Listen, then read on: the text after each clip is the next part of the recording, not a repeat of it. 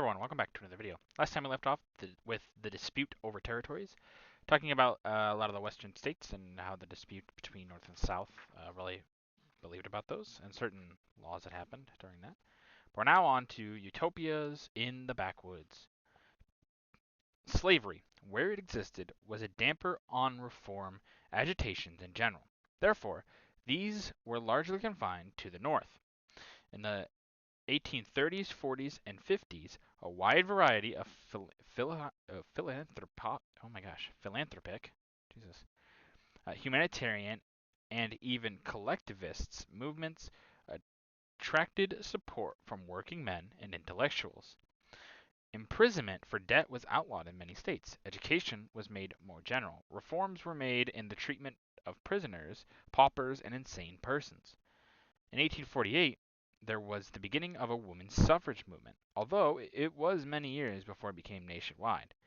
The so-called Maine Law was a local experiment in the prohibition of intoxicating drinks.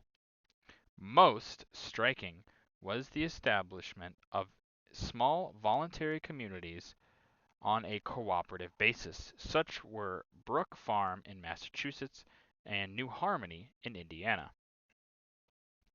These ran parallel to the propaganda of Comte Saint-Simon, François Fourier, and Robert Owen in Europe, and are collectively known as utopian socialism. Except for the collective ownership of property, it had little in common with the militant socialism associated with Karl Marx. It made no appeal to class feeling and did not call for any political action. Each group consisted of volunteers who withdrew from the capitalist and competitive world to organize work and life in common. There were many movements toward the simplification of life associated with the philosophical school born in Germany labeled Transcendentalism, preached by the essayist Ralph Waldo Emerson and the individualist writer Henry David Thoreau. Many adopted t- totalitism. Oh my gosh, teetotalism. Teetotalism. Jeez almighty. I'm having trouble saying some of these words. Abstaining from all alcoholic beverages, and a few added vegetarianism.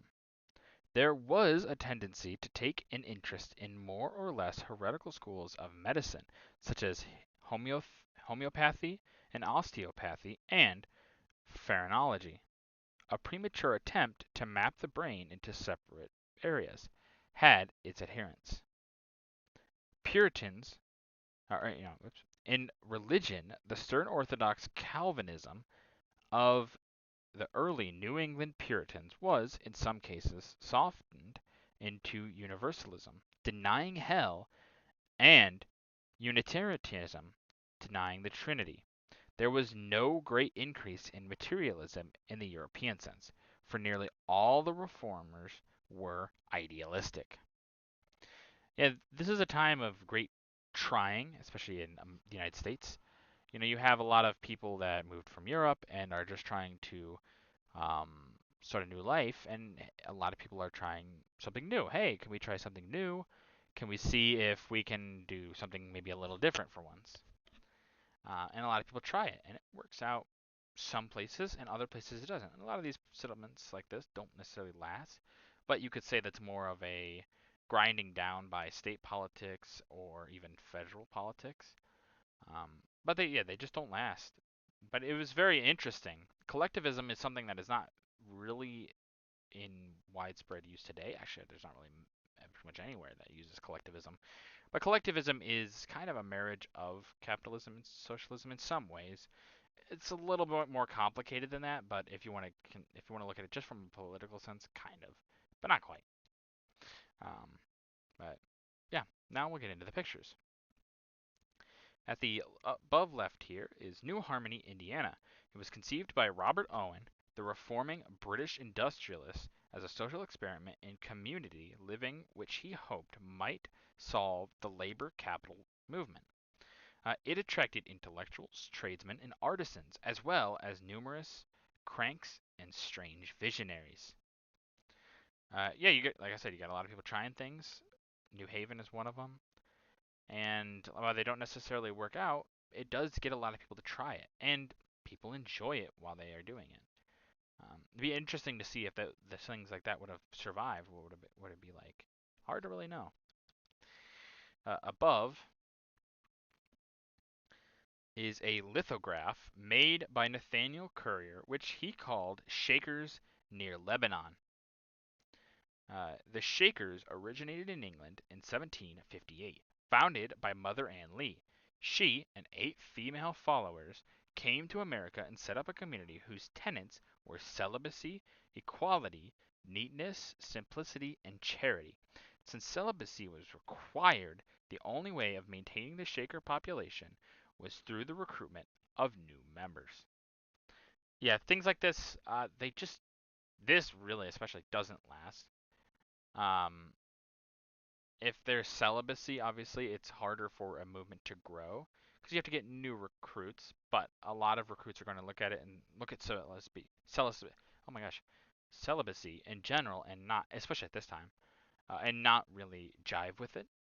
Um, Interesting nonetheless. America was very much the land of opportunity in this regard. You could try new things. If it didn't work out, hey, it didn't work out. But it was something that a lot of people were willing to try at least. So at the right is Henry David Thoreau. He was a New England writer who lived for a few months at Brook Farm, another experimental community. Now, Henry David Thoreau, a very well-known author.